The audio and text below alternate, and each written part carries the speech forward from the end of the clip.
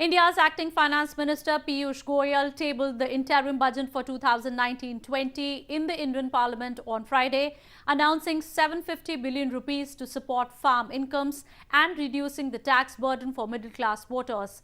This is Prime Minister Narendra Modi-led government's last budget before the general elections this year.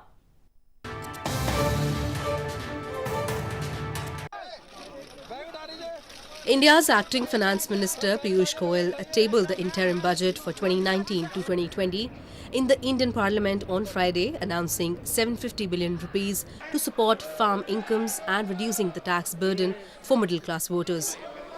The Prime Minister Narendra Modi-led government's last budget before the general election this year allocated 600 billion rupees for a rural jobs program and 190 billion for building of roads in the countryside.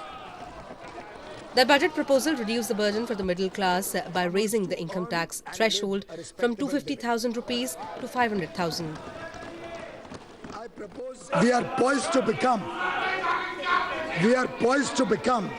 a $5 trillion economy in the next 5 years,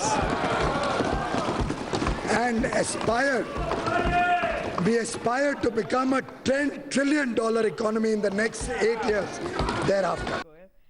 In an interview to news agency Asia News International or ANI later in the day, Goyal said the government's plan in the interim budget to offer direct cash support to farmers has been introduced as a supplemental income to them.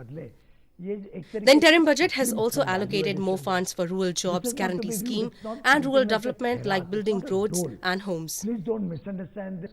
This is something that is being given back to them for the work that they've done, as a respect for the work that they're doing. And please look at the past.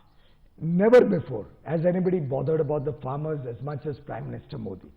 The Finance Minister said the budget would put the fiscal deficit for the year ending on March 31st at 3.4% of gross domestic product or GDP, slightly higher than the targeted 3.3%.